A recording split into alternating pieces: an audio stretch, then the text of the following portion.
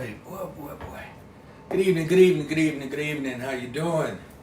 This is Rodney Grimes, PTP, People to People, Power to Power, Positive Thinking People.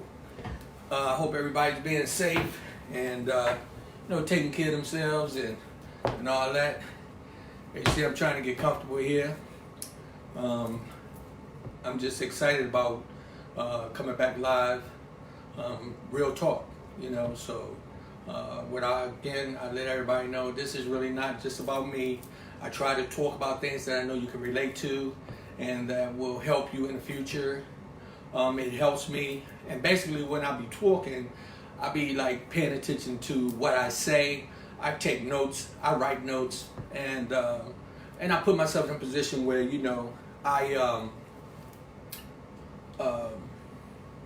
I just try to practice what I preach. So a lot of times people may think I'm just trying to be this like guru or whatever, but that's not it. It's just a process of me trying to be a better me, that's it. And I consider myself my brother's keeper, so I share information as much as I can, and I do it on a regular.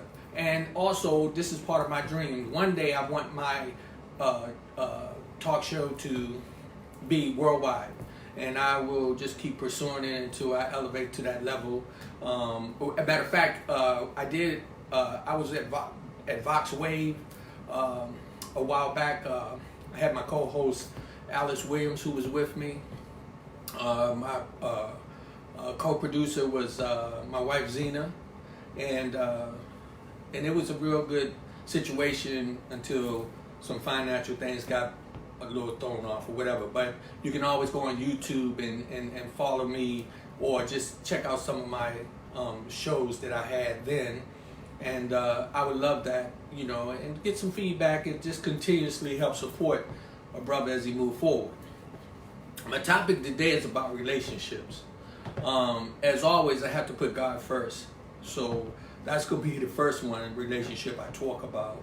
I don't try to push God on nobody. You pray and continue to do your religion whatever way you do it. I'm a God-fearing man, so I always have to put God into the midst of whatever I do. So I pray over it, I think about it, and then I just keep it moving.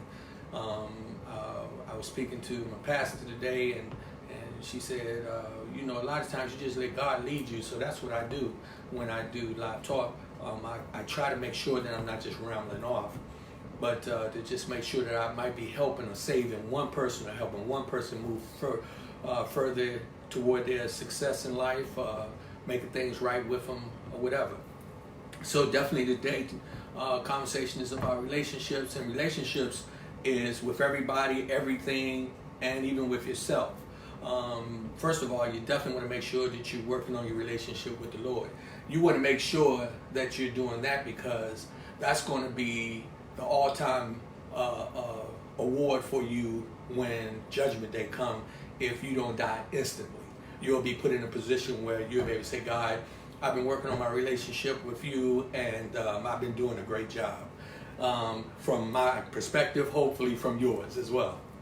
But if you do that and try to be kind and good to people, and and just do the right thing, I believe that God is a loving God, that He will have that relationship that you built to pay off for you for your eternal existence.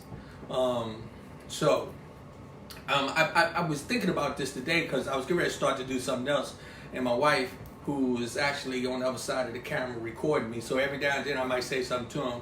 Hello, baby, how you doing? Hi, honey. Okay, I just want y'all to know she's right there. This is a relationship that has really, really been helping me to become a much better man outside of the relationship that I have with God, because the relationship that I build with God puts me in a position that I have to be a better husband to my wife. So, some of the things I want to tell you today, it could apply to you in your partnership with your marriage, with your girlfriend, boyfriend, your boyfriend, your girlfriend, or whatever the case may be. Just remember that the relationship is not based just on you. The relationship doesn't consist of just your needs. It's your partner's needs that's important as well. And when you get to a point where you start to think about the other person's feelings more so than your own, almost like what you do with God, you got to think about pleasing God more than pleasing yourself, then you'll find that you'll be put in a good position to see some good results. So I'm going to tell you a little bit. First of all, I've tried marriage 3 times. This is my 3rd time, right? This is my first real marriage. And it's funny because when I tell people that, I said I tried 3 times, but this is my first marriage. What I want people to understand is this is the first time that I'm putting in all I can put in. I'm doing everything that I need to do. I'm not trying to navigate all over the world and be all over the place. And I don't claim to be no angel or nothing like that, because this was a process. Because my wife and I, we've been together going on 12 years. And we didn't get married until about 3 years ago. And we had to work on a lot. And she will tell you, I'm a handful. What do you say, babe? She nodded her head back there, but believe me. Yes, and so, you know, and it's been a blessing because I have somebody that also works on the relationship with me as I move forward. And that's one of the keys that you're going to find in anything you do. If you're a boss, if you're a co-worker, if you are the minister of a church, if you are the deacon, if you the Uber driver, your relationship that you establish with the individuals will benefit you for your tomorrow. Help you. It's going to help you, especially when you're not being selfish within a relationship. Let me tell you something that I tell to a lot of my friends, and this is something they don't know how this really works. Me and my wife have what we call confession. Okay? Now I do this with God as well, because I know when I go to God and I say, my Father God, I come to you and I'm confessing my sins, I know God is saying, Rodney, I already know you screwed up, but come on, drop to your knees and repent, and let's keep it moving. And I believe that. I believe that with all my heart. Excuse me. I'm keeping that hot drink around. They saying with this corona virus that we talked about, that female that I was having a relationship with, I'm still having a relationship with. I don't have it, but it is building a certain relationship to dictate how I'm living and stuff. So I got to include her in my life. COVID, that's for the females. We talked about that yesterday. You can go back and check that out.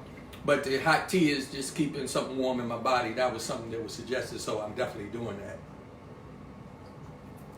Let me get back to something that's really been working. My wife and I came up with this where we actually, when we have something that we want to talk about that's going to be very serious, or something that might trigger a negative energy or something, we always come out and we say confession. Now, I'm telling you, this works. If you try it, I promise you, it'll work. So what I'll do is I'll come up to my wife and I'll say, hey babe, confession, and she will say, confession. And then I will tell her, what it is. So say if it was somebody that I thought was beautiful or something, and I kind of stepped out of line or whatever, and I came to her and I said, babe, confession. She says confession to me, and I say, I was a little flirtatious with this person today, and it got a little blown out of proportion. And then she would come back to me telling me, you know how you're supposed to handle yourself, and go back and forth. And what we don't do is we don't argue. What we do is we discuss what I did. And the same thing with her. She'll do something and she'll come to me and say, confession, babe, you're not going to like this, but I spent a lot of money on this situation, and I ain't tell you, and I need to tell you because I know you might be a little upset, so I'm going to let you know. And then because she came to me in confession, I can't get mad at her.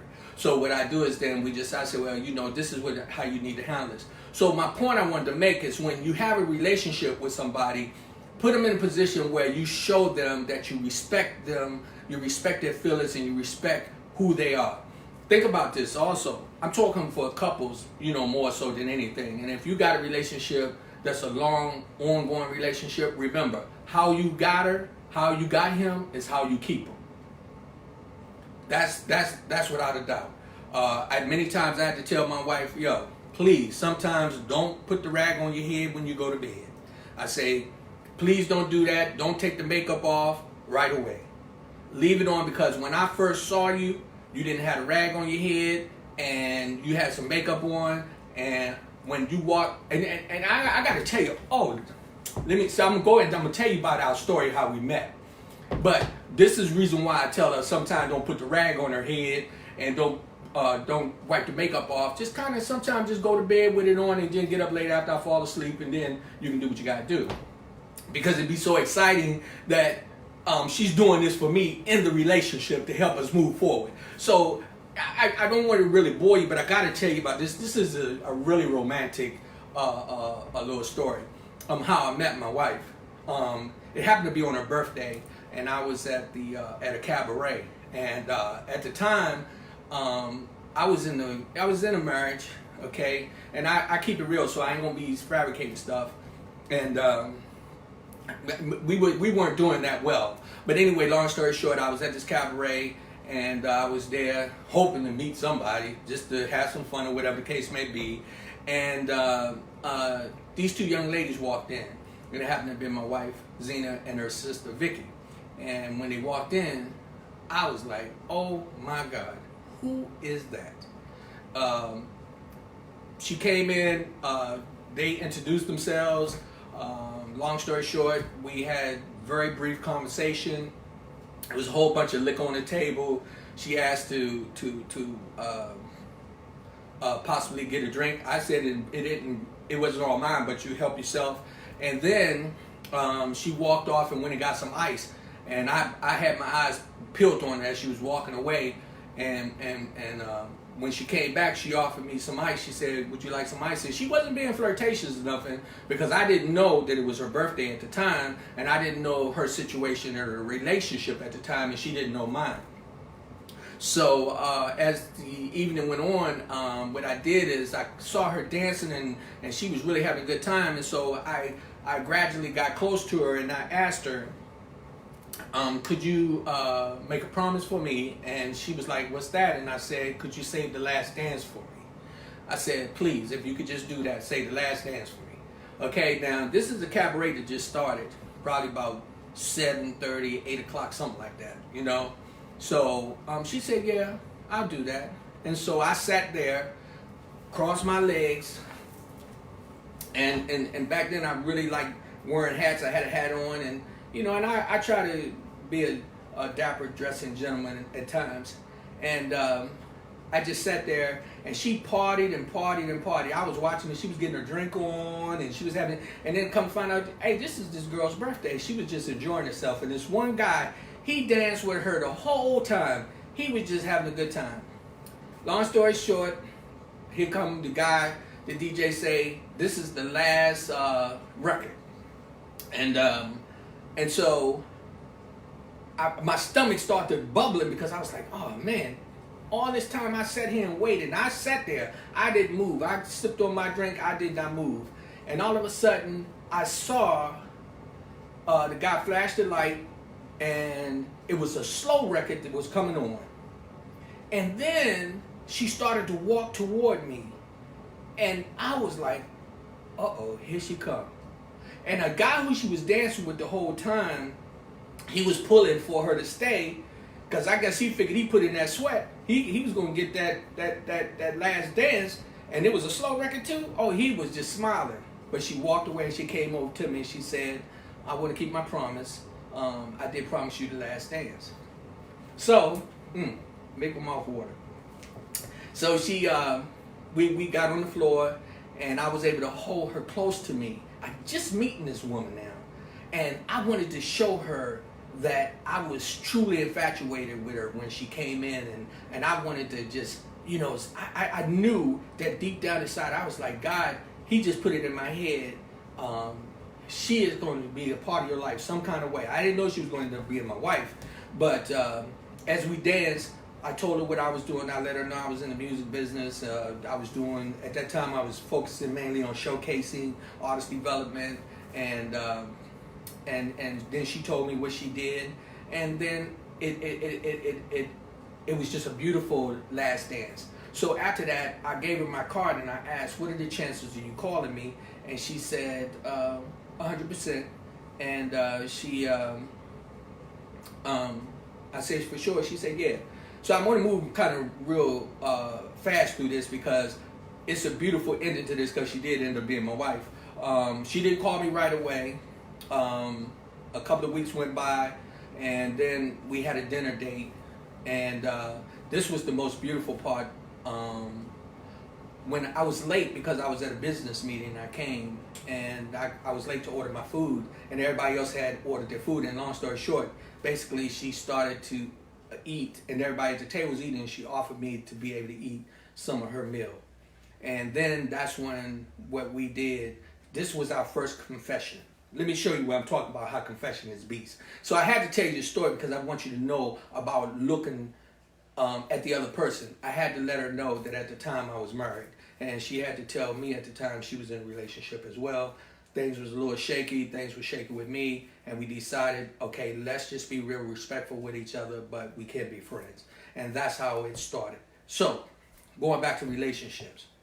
What I'm talking about is just thinking about the other person, not just thinking about yourself, and being realistic with what's going on around you.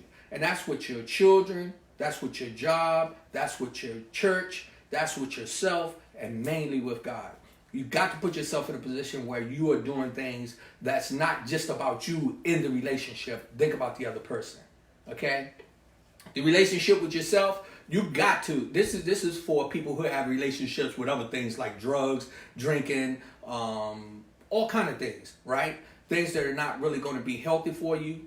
Sometimes you have to then evaluate your relationship and see what's best for you to move forward. That's what you have to do. And that a lot of times, even when it comes down to, I work on a relationship with God.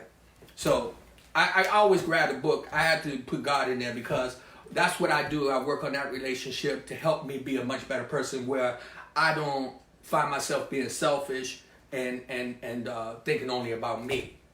And so my point that I want you to take from this whole thing is, in your relationships, and this is the time right now you're able to really build on it because you locked in. So, you know, whoever you locked in with, if you got some confrontation going on or whatever, hey, just be real, be respectful, but deal with it and think about the relationship because we're not promised tomorrow.